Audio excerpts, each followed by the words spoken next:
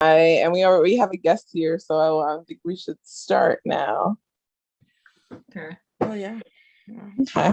All right. Thank you all for joining Saffron for our discussion on emotional intelligence. Men have as much emotion as women. Why is expressing their emotions an issue? My name is Tiffany Morgan, and I'm the Chief People Officer of Saffron. We have three expert panelists who have joined us today for our discussion. First, we have Tracy Jones, who is a licensed clinical social worker. And we also have Erica Tumbaga, who is also a licensed clinical social worker. And lastly, we have Jamal Kazi, who is a licensed marriage and family therapist.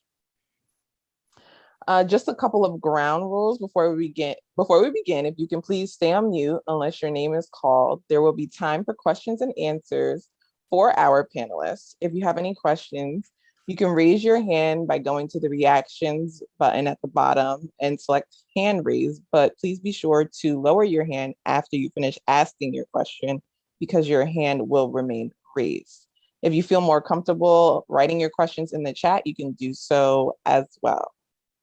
I am now going to turn the discussion over to Tracy Miller, who is the CEO of Saffron, to tell us a little bit about Saffron and about the discussion today. Hello, everyone. Saffron is an organization created out of the need to bring the village back together. And we always say that it takes a village, but we forget that the village is us. Black and Latino communities must look to past to provide the light for the future by embracing the rituals and traditions and healing modalities of our ancestors. These ways of knowing require decolonization of our thoughts and our practices, that only together, through acknowledging that our traumas matter, that we are more than our worst mistakes, can we truly attain healing, good health, and well-being. As we continue what seems like a never-ending quest for racial equality, equity, and justice for all people. Public health data shows chronic exposure to racial disparities, social and economic disadvantages lead to accelerated decline in mental and physical health outcomes. Who defines health as a state of complete physical, mental, and social well-being, and not merely the absence of disease or infirmity? Black, Latina, and other minority people should and do use data and other information sharing modalities to document, decry, and agitate against the interconnected, intersecting inequalities intentionally baked into the systems and structures of the US. And it's not just the US, actually, it's worldwide, for no other reason than to curtail, circumscribe, and destroy Black lives and well-being in all forms.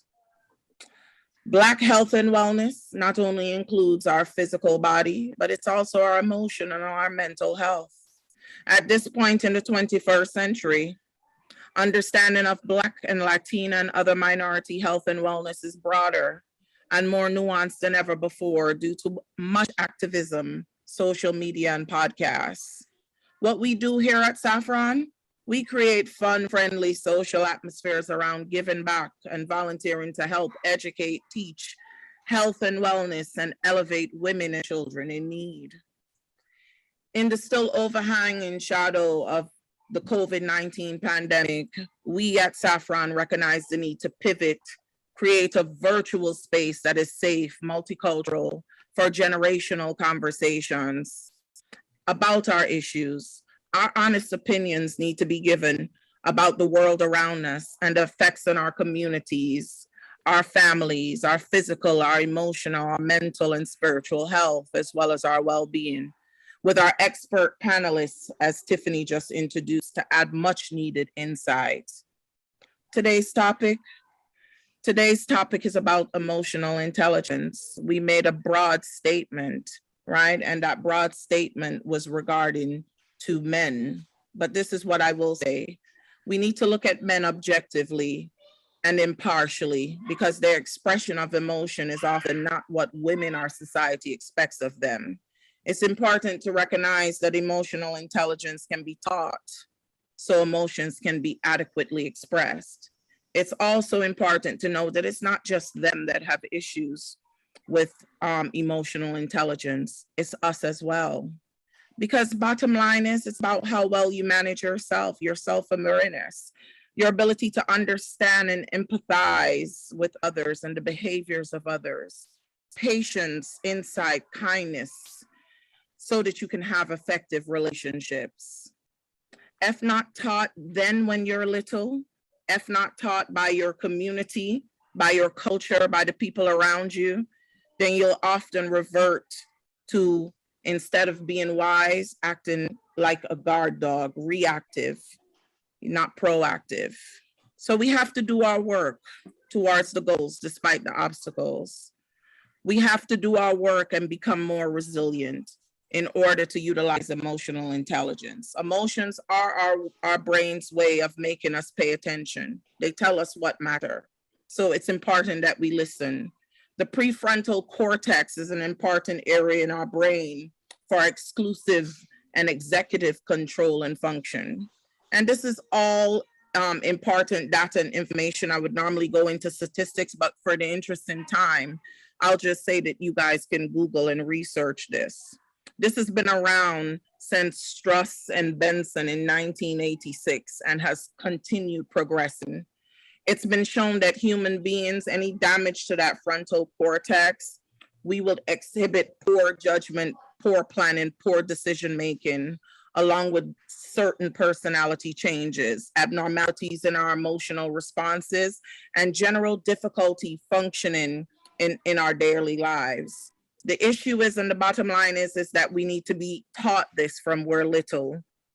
We need to be taught this. We need to be taught a more socially sensitive, empathetic moods towards ourselves and towards others. Emotional intelligence has a lot of room for interpretation. For example, anger often masks pain. Sometimes people have outbursts, and it could be related to a feeling of they're not in control. You know, it's often a cry for help. Our specialist here will talk to you guys about that in further detail. But it's important that we be positive, you know, and not negative. It's going to be important that we choose to be optimistic as opposed to pessimistic. Culture can promote greater emotional intelligence. We can be taught emotional intelligence from early childhood. But the beautiful thing about it is, whether you're a grown man or a grown woman, and you feel honestly like you lack emotional intelligence, that there's room for improvement, and we all have that, it's important to know that you can learn. I'll turn this over to Tiffany now. Thank you. Thank you, Tracy. Before we begin, I need to issue a medical disclaimer. This space is not meant to replace your relationship with a licensed counselor, physician, or mental health therapist. This space is to discuss some of the issues affecting our ability or desire for healing, health, and wellness. We will now start the discussion with our first panelist, Tracy Jones, who will be discussing 5 ways to build and foster emotional intelligence. Good morning, everybody. My name is Tracy Jones, and I'm a therapist at Oaktown Therapy here in Oakland, California. And I'm here to talk about ways to foster emotional intelligence. So number 1, it's important to have self-awareness. I got a quote yesterday during a session that says, reality is a thing that doesn't go away even when you want it to. And we were talking about how when you don't have a certain level of emotional intelligence, you can leave reality to denial and kind of distract yourself and put things off to not have to face reality. And unfortunately, reality doesn't go away. So we have to face the things that that get presented to us in life. Being self-aware requires us to have discernment. And that just means understanding what's right, what's wrong, what's left, what's right, knowing what's good for us, what's bad for us, and moving with things that are in alignment for us. Self-awareness requires us to take responsibility for our actions instead of blaming others. That can be a sign that you may need to up your emotional intelligence if you tend to blame others for your actions and behaviors, and then lastly, like knowing who you are, like knowing that you're the common denominator. So say, for example, you're in a relationship, your interpersonal relationships seem to have the same flow and nuances, like different face, same issues and drama, right? Like it may be you, right? Like the meme says, like they're not the toxic one, it's you. And it takes you being more self-aware of how you're showing up in the world. So step one, create more self-awareness. Sorry, my cat is in the mix. Step two, self-regulation, right? Like you may want to cut somebody, but you might not want to do that. So how do we respond to conflict instead of reacting to it, right? Like you may want to cut them, but that's not the way to do it. And how can you remain calm under stressful situations? So the example I think about this is like, think about a firefighter, right? Like a firefighter has to have some level of like ways to regulate their emotions on the job, because if they couldn't, they hyperventilate and faint at the first sight of blood or like a fire, that type of job requires you to regulate your emotions so you can show up as a first responder to do the job. So when I think about self-regulations, I think about that as an example of like how most first responders have to have some control over their emotions to do their job. Now, how they fall apart and manage their emotions behind the scenes, that could be another topic, but baseline, you gotta be cool. And so secondly, like managing your emotions, like recognize what you're feeling and decide whether or not it's an appropriate emotion for the situation, and act accordingly. So, we know about like road rage and people driving crazy on the highway or even the streets now. In the past, you may have been like wanting to flip them off and F them back, right? But now really the climate doesn't lend to that. Like it's more dangerous to react in that emotion than just like, all right, peace, like you had a bad day, like don't kill my vibe over here. And then also just remembering that emotions are a signal that tell us to pay attention to something. So if we're feeling a strong emotion, like that's pause for the cause and like figure out like what's got me stirred up that has me feeling like this, and like what can I do to respond instead of react on it. Because if I'm reacting, like 9 times out of 10, there's going to be some consequence to that. So just thinking about ways to regulate yourself, or as Ice Cube would say, check yourself before you wreck yourself. Number 3, motivation. I see a good handful of clients that talk about wanting motivation to do things. And I find that they want to wait on inspiration in order to take action and initiate change. It's like it's almost that idea of like, when I get to that destination, then I'll be whatever. And really the trick is to do something instead of the waiting, because when you do something, even remotely related to what it is you want to accomplish, like that creates some motivation and energy to keep going. And also to remember that it's not always the good feelings that motivate you, right? Like you can use your anger and channel your anger into something positive, right? Like it's not necessarily the feel good feelings that get you motivated. And I really like this quote from Naomi Osaka, right? She says, "I would like to thank my ancestors because every time I remember their blood runs through my veins, I'm reminded I cannot lose," right? So, right, she's not waiting for her ancestors to show up to like be a good tennis player. She's like, nah, like I know what my ancestors had to do to get me here to be here, and like that's motivation enough. So number 3, motivation, definitely a part of emotional intelligence. 4, empathy. And this is just a wheel of different feelings and emotions that are beyond the basic of mad, happy, sad, angry, right? There's more words to describe how we feel. And in my work with my clients, I talk about expanding their emotional vocabulary. So empathy is a trait that shows emotional strength. It's not a weakness.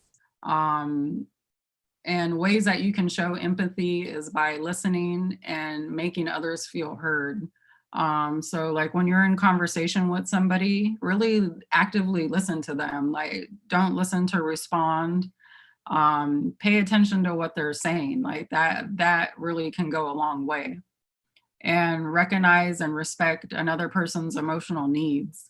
Right? Like this is how they talk about sit with the uncomfortable feelings. Say your friend has lost a loved one and they're really sad, right? Sometimes the itch could be to cheer them up or take them out of their feeling. And really what you want to do is just honor how they're feeling. Like you don't need to change their emotion, like that's how they're feeling, and the feeling may not be forever, but it is in the moment for them, and you got to respect that.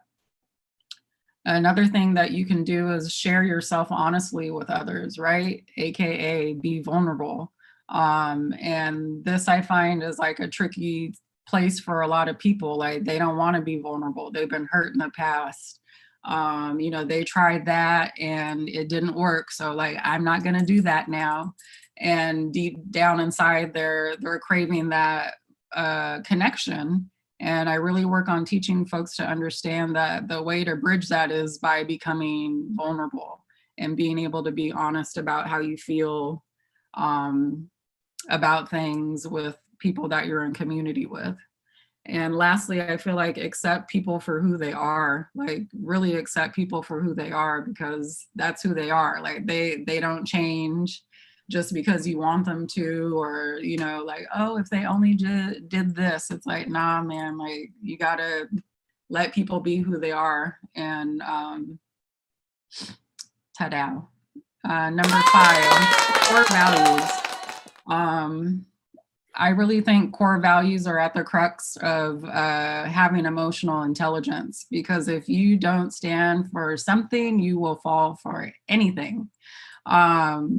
So what does that mean? It means like, what do you stand firm on? What are you 10 toes down about? Like, here, ideas of Mott, like I honor virtue, I benefit with gratitude, I'm peaceful, right? And you gotta walk and talk that lifestyle. And when you don't, like, that can take your energy away and distract you from like what your purpose is. So I say it's important to err on the side of being clear on what you truly value, because that's the way your energy is going to be directed. So you can't be about peace and then turn around and be violent, right? Like it's incongruent and it doesn't match. So of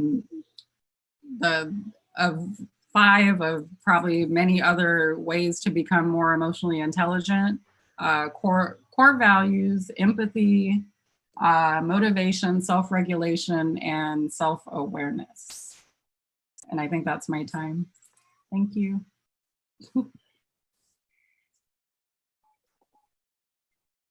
Thank you, Tracy, for your expertise. If anyone has any questions for Tracy, you guys can either just raise your hand, unmute yourself, or you can either put it in the chat if you have any questions. I'm going to start off by just getting the ball rolling and asking Tracy a question. How do distractions, you say, impact emotional intelligence?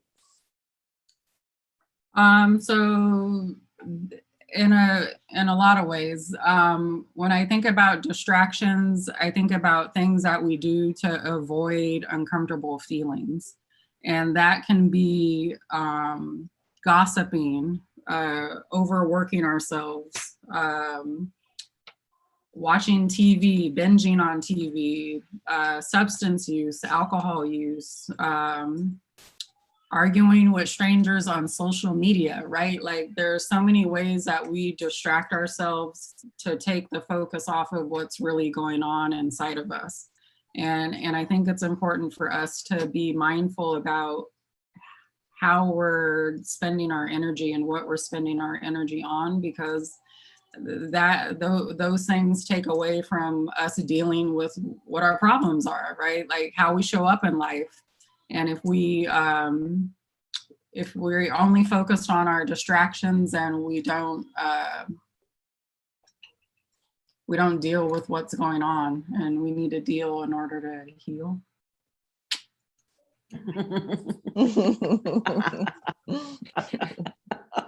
I do have a question. Go ahead, Tracy Miller. So have you ever thought to yourself, I am emotional intelligent? Or have you thought to yourself, ooh, seriously, I could improve my skills? Do you think you've mastered emotional intelligence? I definitely would not say that I've mastered it. I'd say it's ongoing and evolving, but I've definitely learned over time, like how to pick my battles and how to express myself assertively. And I think, right, like as a woman of color, as a Black woman, a biracial woman, like that's loaded, right? Because me expressing myself to somebody else could be perceived a certain way. And, it's like you have to carry and be mindful about like those kind of racial nuances that show up, like, oh, you're being aggressive, when I'm really just being assertive and direct, but because I'm a Black woman, a biracial woman, like, when it's coming from me, it's received a different way. Okay, I'll accept that. So let's hit you with another loaded one. As a biracial Black woman of beautiful color, have you ever gone out on a date and thought to yourself, this man is really lacking emotional intelligence during the course of a conversation with a young man? For sure, yeah, I would say absolutely. It could be as simple as watching how they treat the server, right? Like if they're just being disrespectful, like just, basic human kindness, right? Like you don't have to be nasty and rude to people, and like you see that, and it can be a turnoff, not a enticement. Being Caribbean, I've watched my father, my brothers shut down my mom or even their wives and girlfriends by saying they're just too emotional. She's always so damn emotional. And I've often said to my brother or my father, do you mean she has a strong feelings about what's going on? I've never quite understood culturally why we don't we have not taught our male counterparts how to be a little bit more emotionally sensitive. It seems to be frowned upon, especially in the Caribbean. And anytime their wives, their girlfriends, their sisters are feeling strong emotions about things, it's often brushed off as you're too emotional. And that's what they'll say and shut down the whole entire conversation. So therefore, there's never any conclusion. How then could our women join in and listen to this, listening to our talk, our table talk right now, when they encounter that? Because I know that they do. They tell me often, you know, mom even said it just yesterday. How then can they counter that? What could they say to evoke a better emotional, intelligent response from our men? I mean, I can say I'm not done talking, right? Like, you're interrupting me, let me finish talking.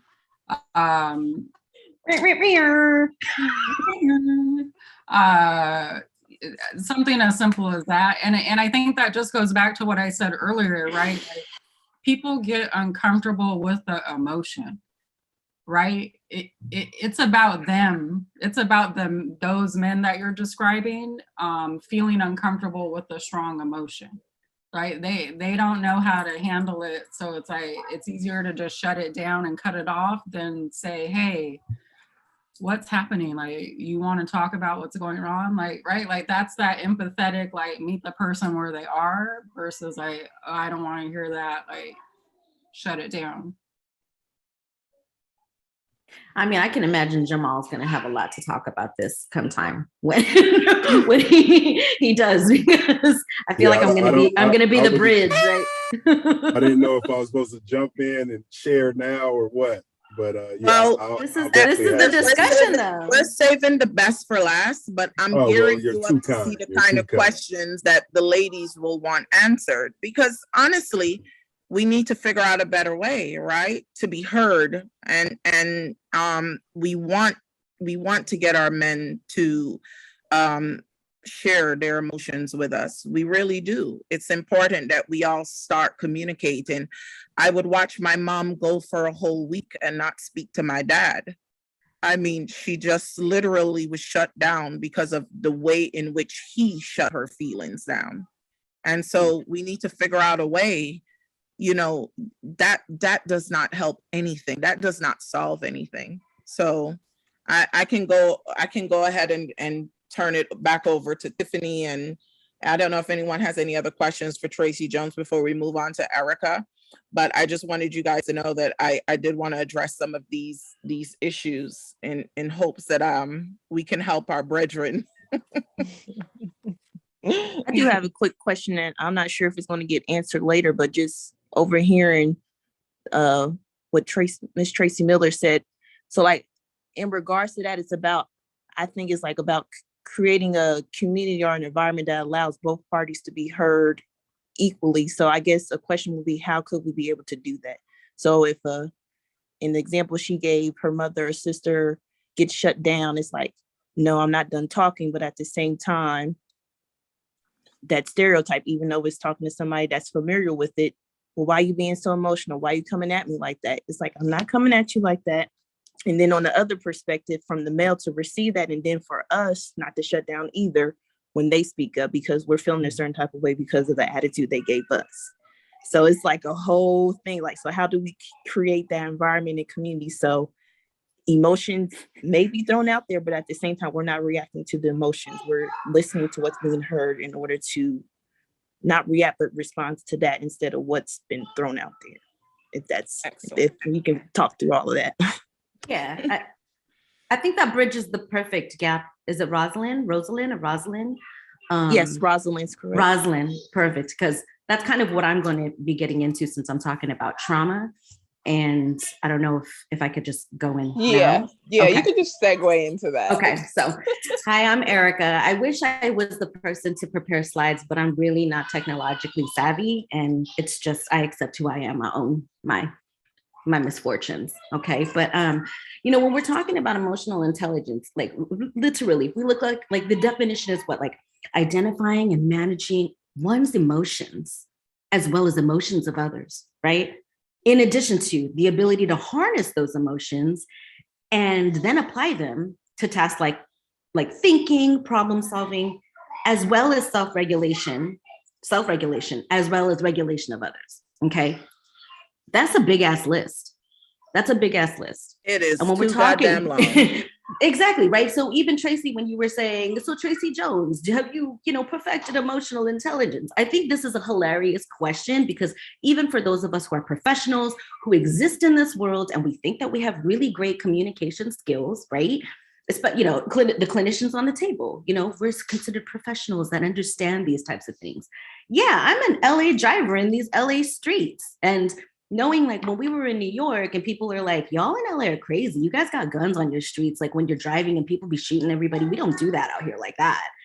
I mean, this is what we're talking about with just trauma and the reactions to trauma, right? So when we're looking at trauma from a really big perspective, right? There's the big T traumas, little T traumas. The big T traumas are that vicarious trauma. You're living in poverty. You're living as a person of color in the world. You're living in a community that's not supportive, right? You're living with low education. You could be living in all of these things. There are vicarious traumas with that. If you are not raised by your parents or you're raised by others, like all of these things we are learning from such a young age. And so even Tracy Miller, what I appreciate, like both of you guys, this is what I love about the synchronicity of it all, is because, Tracy Jones comes out with the emotional wheel. That is really integral to like all of us, whether you are in the therapeutic process or not. How do you identify your emotions, right? But Tracy Miller, you also talked about the prefrontal cortex, and that's kind of what I wanted to talk about. Just, I am not a neurosurgeon. I am not a neurobiologist. I am a clinician, but any of us clinicians that have done trauma work, you understand that what the brain does, right? The prefrontal cortex right here, if we're just going to be using this, the prefrontal cortex is where everything is adaptive, right? That's what sits in when we know how to do things. This is the brain stem. This is the reptilian brain. This is the, am I safe? Like as soon as something happens, you're like, am I safe? Is this okay? Is this not okay? And this is the limbic system. The limbic system is where a lot of our trauma gets caught up in it, right? So you have the amygdala, you have the hypothalamus in your limbic system.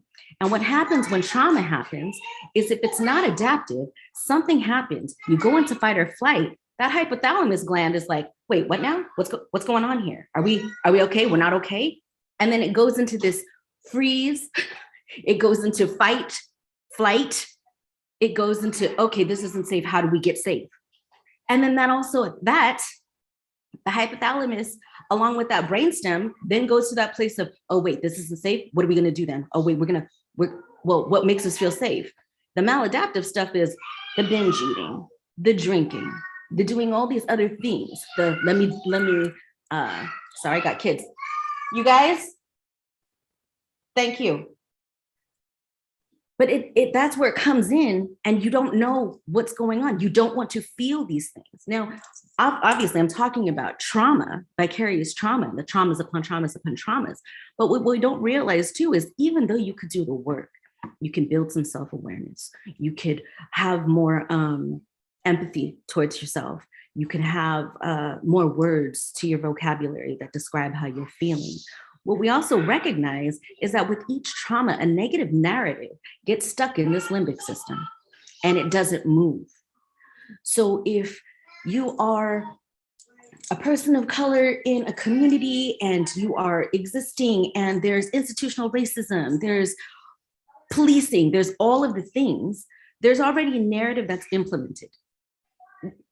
That's not even coming in from who raised you and what you learned there. So when Tracy, you're talking about the household, the cultures that are saying certain things, these are all generational things that have been passed down.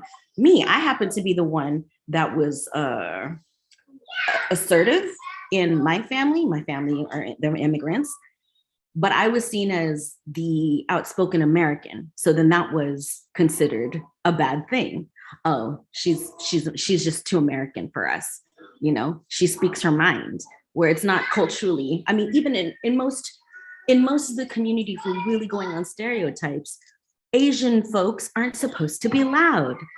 I often I'm Filipino American. I get confused with being Japanese. I get confused with being a lot of things, and they mix all of our cultures together. But the assumption is that we're not going to be speaking. So then I do happen to speak, but then I'm seen as aggressive, Tracy. I'm a brown woman that's just aggressive, right?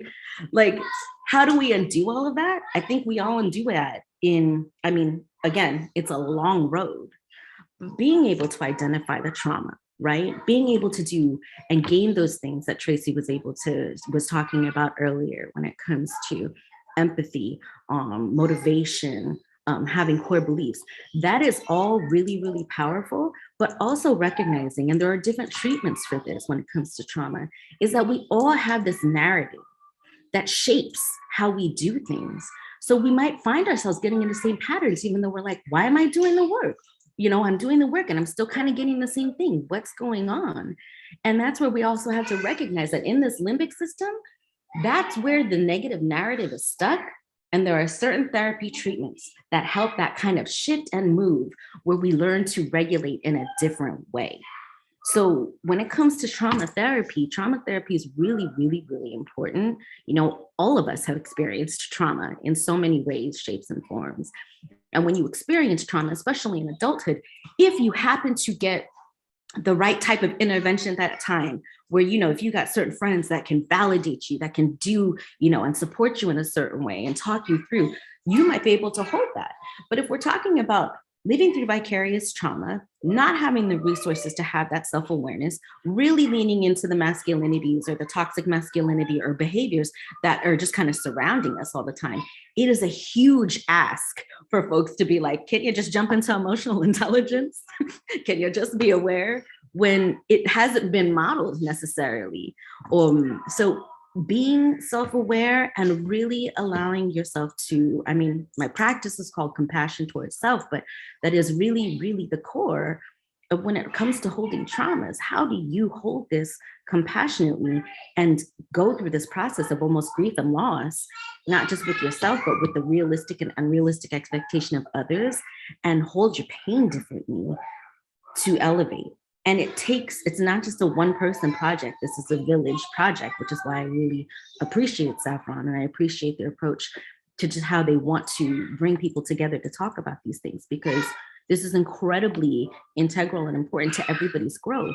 What is your self-awareness when you even think about your traumas? What did you not learn to do? And how do you do what's hardest when it's figuring like, wow, I've been living in a certain darkness, or I've been living in a certain place, and there's light there, and it feel like it might be better, but I'm scared to go there because I don't know what it's going to be like. Let me just go back to my patterns, whether it's the drinking or the, numbing or the, dissociative types of things.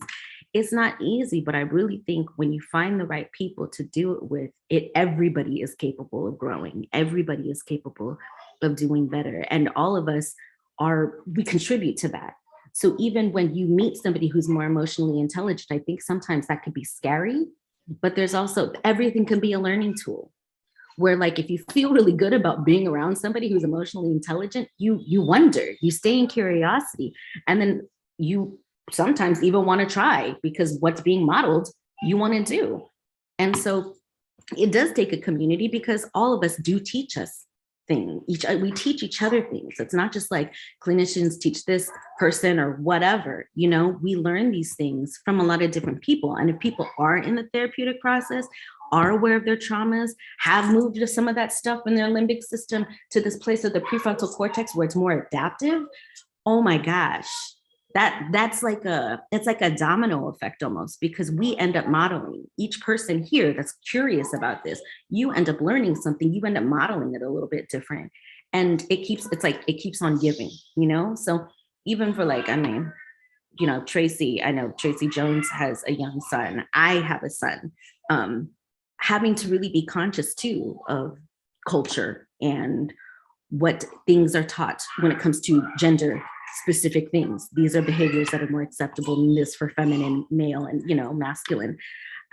All of us are really responsible to acknowledge and recognize that when it comes to addressing feelings, that it's not a weakness, that it can be done. I had a client recently who came from a war-torn country, and he literally said to me, he's like, my wife keeps telling me I don't have emotional intelligence. She keeps on reinforcing it. I don't have it. I don't have it. I don't have it. Literally, I came from a country where if a man showed emotion, you got killed. That's how my father died. And as we were talking about this, he's emotional and he's doing this and he's saying like, he's crying about it. And I was like, so what makes you think you are not emotionally intelligent? You're literally talking about your experience. Can we give back to that? But then it goes back to attachment style because there was something completely abusive happening in his relationship that was contributing to him staying in this relationship. And this person saying, you're not this, you're not this, you're not this, which was like almost borderline. I mean, it was very abusive. But here he is recognizing that emotions would have gotten me killed in my country. Here in the United States, it's different, but I'm scared. And that's the work, even just being able to say that, so I think I'm done with my time too, but. Well, since you mentioned that, I'm going to put you on the hot seat and ask. Okay. So if he can sit there and be emotional with you, my question is, why can't he be emotional with his wife?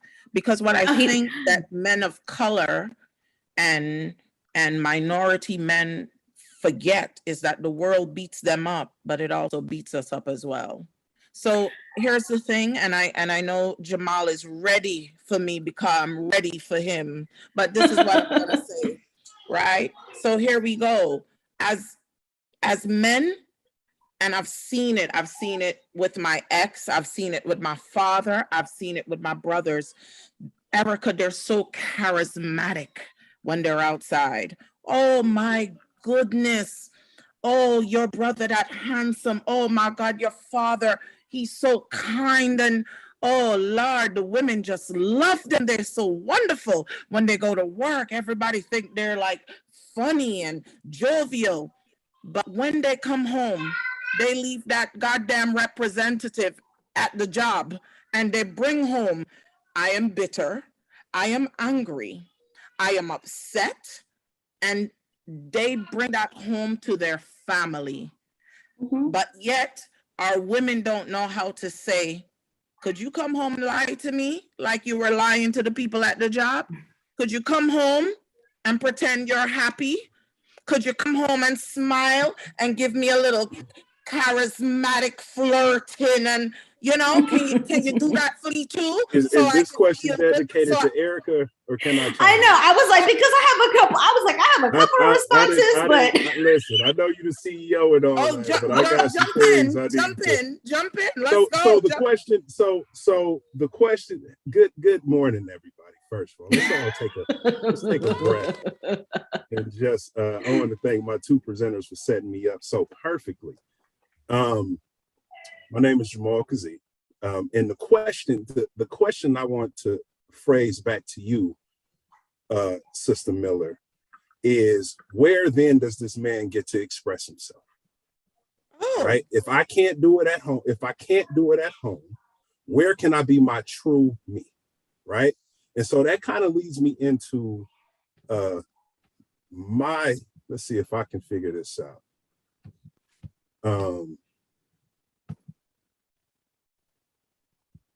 There we go. Let's get this thing going.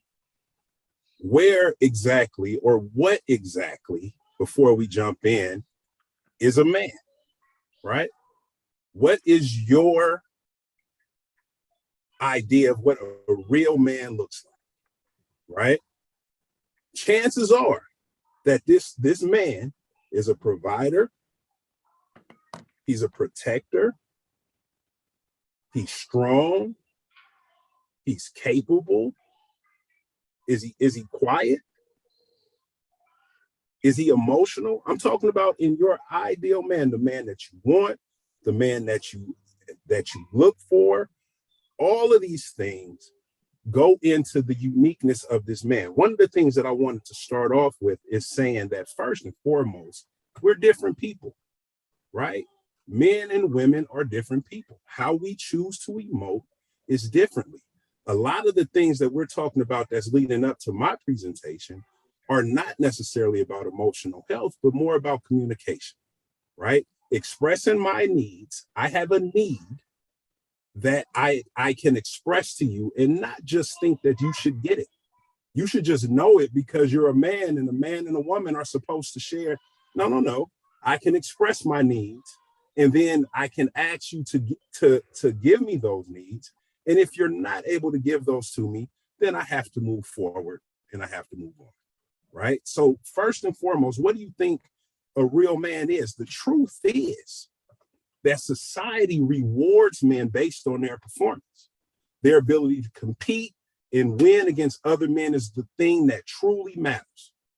It's like nature. Think of lions, bears, you think of birds, insects. You can go and watch any of these planet Earths and you'll see these male birds and lions and male species competing against other men to mate. And the truth of the matter is, it doesn't matter how that lion, that bear, that bird, that insect feel. The push is to the dominant one wins, right? So that's where we're starting, right? We started off with the prefrontal cortex and all this biological stuff. We need to remember that.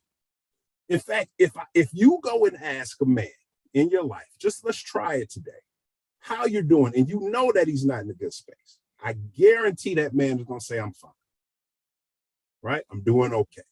And why is that, right? I'm going to present a couple of reasons and then we can get into a conversation. I want to kind of move forward. I think I might have misunderstood the assignment. So I'm going to give a couple of backgrounds and then we can have a conversation. But why is expressing this such an issue? First and foremost, men are taught to be solution focused and not emotional focused, right? Many men jump into a problem trying to figure it out. It's not about how I feel about the situation. It's about getting it done, right? So we just talked about the young man from the husband from the war-torn country. When you're trying to survive, we don't talk about how it feels or how it doesn't. Our feelings, even as Black men in America, have just been able to kind of, because we are witnessing murder on TV. We are witnessing men being choked out. We are witnessing these violent situations. And so now everybody is saying how bad of a feeling it is. As a matter of fact, our brother that got murdered by the police that set a lot of this stuff off, they say that if that video was silent, it wouldn't have been as bad. But the fact that he called for his mother, everybody related.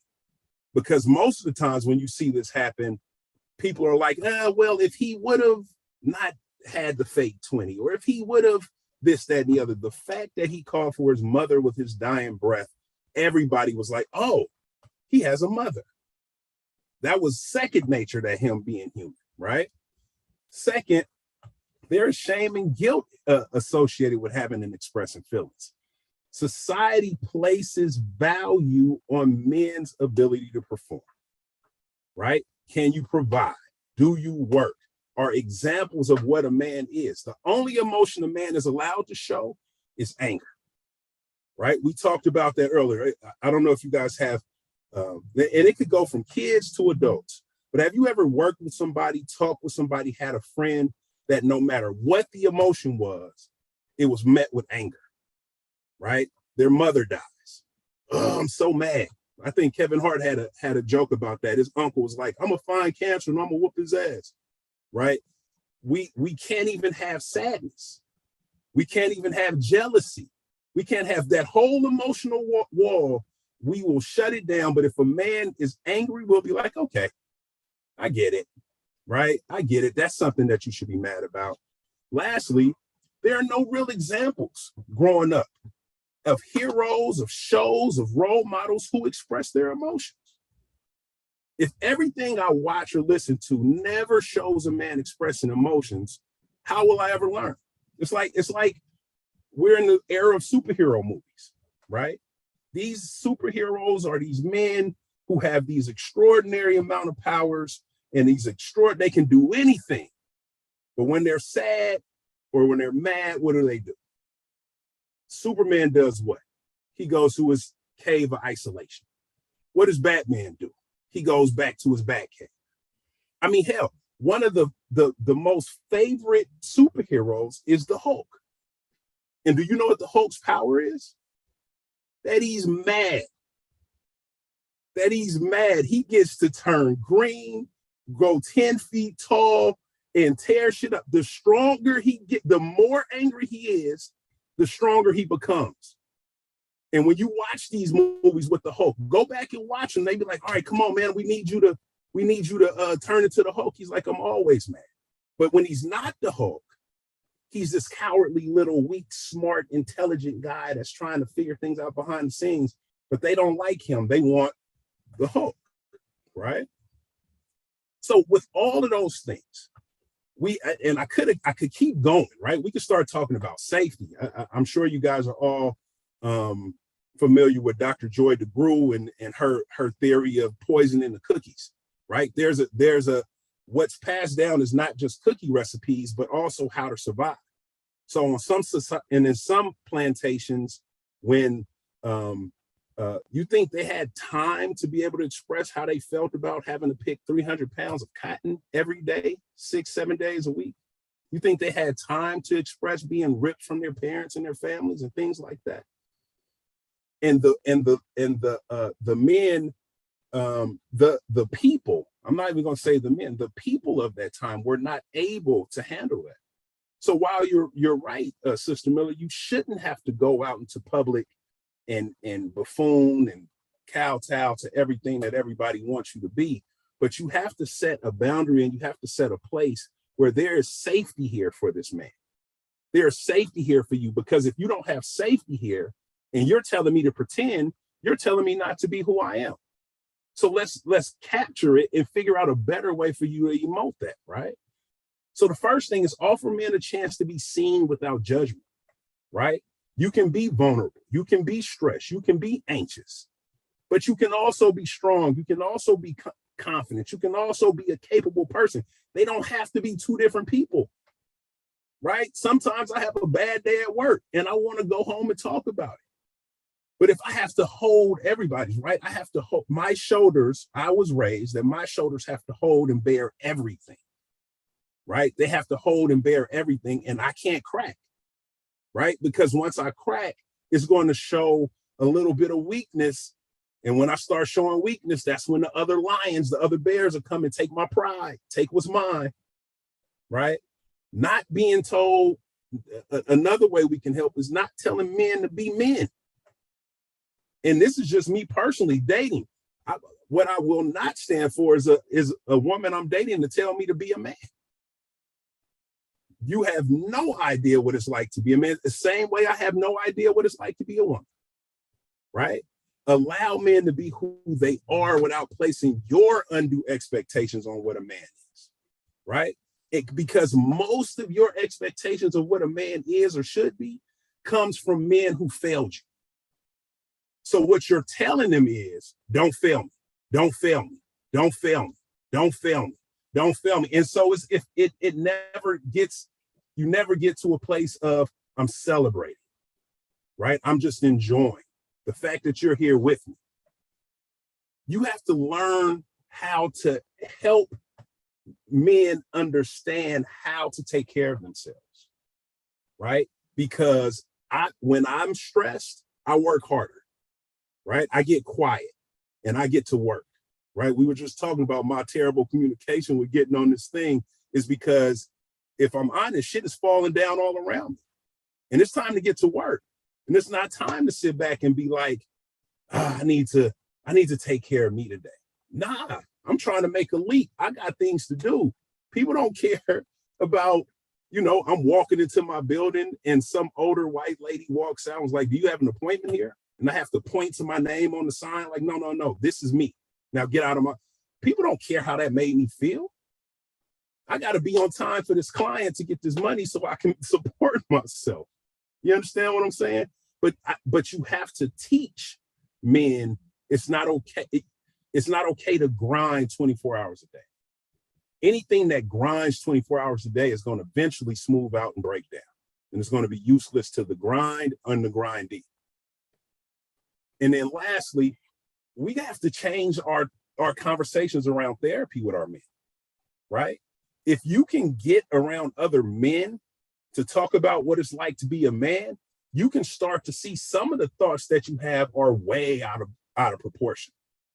Right? My father worked from the time I was 14 to the time I was 34, 2 jobs for his whole life. By the time I was in my teenage years, he was working from 2 in the morning to 11 at night to 2 to 12 in the afternoon, and then 2 to 11 at night. He was coming home 2 hours to sleep and eat. I didn't see him for a million years. I thought that's what a man does. He provides at the sacrifice of himself. So what we have to understand is that the idea that there is something lacking, because a lot of times in these type of conversations, in these communications, we have this idea that somehow or another we are in competition or we are at war with one another. And I have to figure out my battle plan so they can figure out their battle plan, and then we'll meet on the war field and hopefully we can build an alliance. That's not what this thing is about. This thing is about finding somebody to continue this journey in life with. And we have to let go of the things that didn't help us get to the point where we are, because they did help us, right? They did absolutely help us. So we are not at war with one another. We are right in line with one another, but our emotional intelligence has to come from within. We all have to work on our own, and then we can then come to the table in a place that's, like Tracy Jones was saying, I'm not perfect, but I'm better, right? And all I can ask for is better. Every day I'm just asking for better, and I want to meet you at your better self. And as we kind of meet and as we grow, there are conversations that we need to have that are not sustainable. So yes, Ms. Miller, your brothers and your people are all of those things. They are handsome and charismatic and all of these things, but they're also hurting, and they don't have a place to place their hurt. Now, don't come home and take it out on me, right? Don't take it out on me, but let me hold it in a way that your vulnerability is safe with me, right? That your tears are safe with me, that your weakness is safe with me, that all of these things are safe with me. And then that way we'll be able to unlock a beautiful future. Questions? Well, that was perfect. Oh, it wasn't perfect, but I appreciate it. It was perfect. No, that was good. That was It was good. And I perfect. love the ending too. Like It was profound, you know, because you're right about the lion. When the lion is hungry, the only thing he does is eat. Mm-hmm. But the issue is, like you just said, how to not come home and eat your cubs and eat your lioness. You know, the world is beating our Black men up. It's also beating us up too. Absolutely. Black women are weathering, they're holding it in, they're stroking out. I mean, they're tired, you know, they're loving them despite themselves, you know. Oh, your dad works 16, 18 hours. Just give a little understanding. We always are giving them bly, as we like to say in the Caribbean. We're always giving them that hall pass of understanding, because you're right, they don't know, but we don't know either. Right. Ah, Right. Well, and that's what I'm saying, right? mm, We all have to be vulnerable, but we have to also understand that this is new to us as a people. okay. We weren't allowed we were never in control of anything within ourselves. Not our right to reproduce, not our right to own land, not our right to our own emotions, not our right to our ancestry, not our right to our education. We've never been in a position where we are capable of being in control of ourselves. So it becomes, once you have to get a sense of control and balance and of where you stand. What do you stand on, right? And then you can meet someone who you are willing to grow and learn from. You're not presenting yourself as this completed specimen that's ready for the next. We'll never get there. It's always growth. It's just, who do you want to grow with?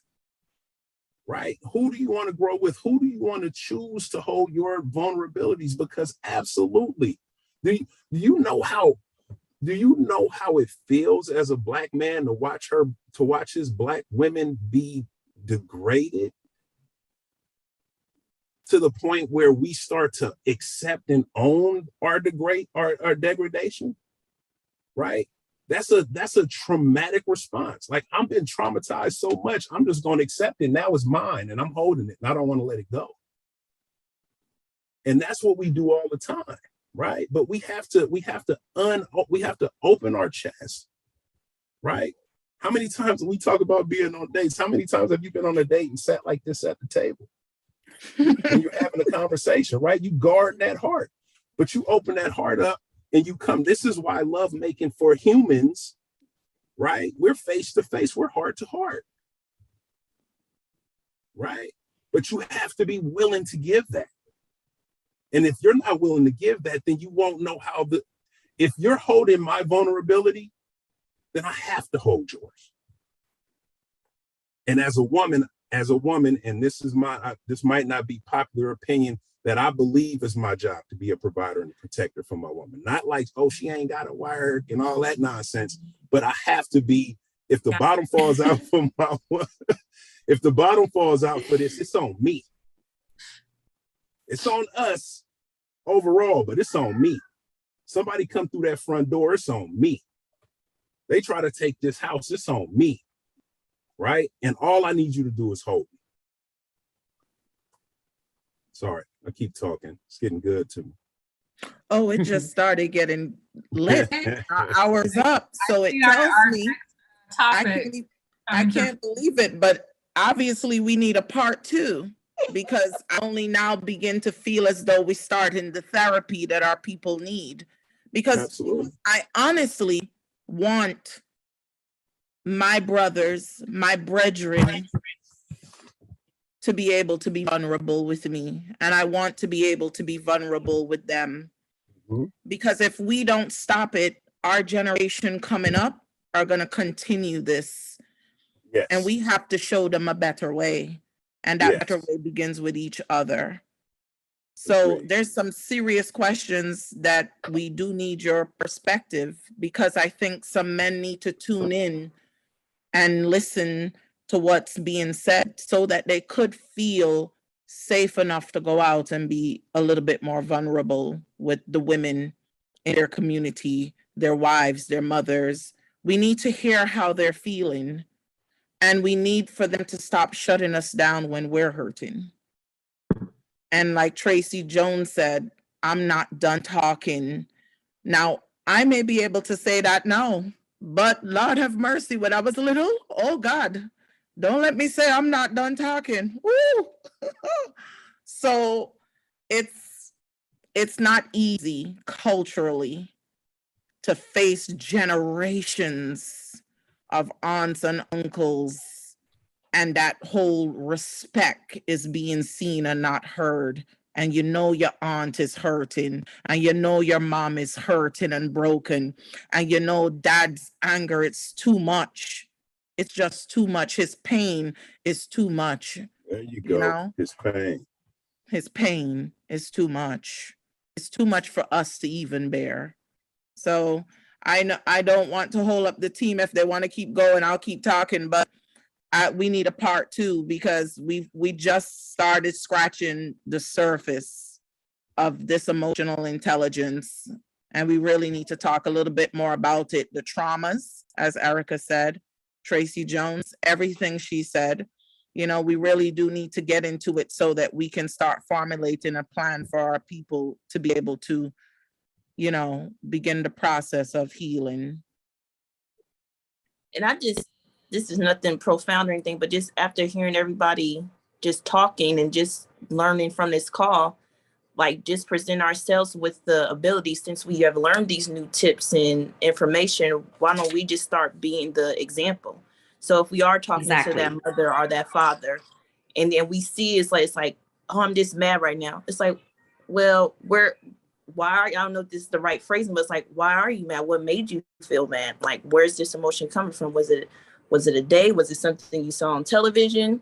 Or what brought about this expression? And they may not want to answer that or may not be able to answer that. But the fact that you presented that and are being vulnerable with them to even give them the opportunity to express themselves to you, that could be just the door opening right there. Exactly. I think one thing that's really real, especially about generational trauma, is that when, even just Tracy Miller wanting to do this, right? You're like, I just want a place for this to happen. That's already a part of breaking the generational trauma, to acknowledge these things about the culture that are really beautiful, as well as things that aren't serving us and perpetuating certain things. And just by being able to have these conversations is where you're already doing it. I mean, all of our experiences contributed for each of us to be here in this place, to want to be a clinician, want to be a helper, want to be a thing, all of these things. Hey, baby. Oh my, he's not, he's like, bye-bye. We'll see you soon. Thank you. Thank you. Have to do. Thank you, Jamal.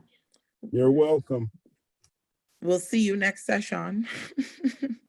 But yeah, I think it really is important, though, recognizing that we are, by having these conversations, the work is already happening. And this is where it's almost like some of the trauma does stop with us, because we're choosing to confront some really challenging things and talk about it and be about it in a different way. All right. Well, Tiffany, you can wrap up. We've gone over a little bit by 7 minutes, but I think it was such beautiful content. And Onyx joining us. Say hi, Onyx. Hey, baby. Hey, Erica, you Big can bring your kids in to say hi too. I don't. Wait, Maslow, come here. It's a village. It's kids in tow. It's a village. It's okay. It's our space, so we can do whatever we want, right? But the bottom line is, it's like he made some valid points that certainly, gave me pause. I agree. And I'm really gonna have to, next time I see that expression of great anger in my siblings or my father, I'll need to try to see if I can push past my need to retreat. Push past my need to retreat, like Rosalind pointed out, and be that example and ask them to talk. Just, even if it's just a little bit, ask the question, what are you really upset about? So I'm going to try, I promise. I'll report back, because it don't take long for them to get upset. let us all try. Let us all try, not just you. All right, guys. You. Thank you, everyone, for being a part of this discussion. And look out for next month's virtual event on Saffron Giving. Enjoy the rest of your day. Thanks. Be safe, everyone. Bye.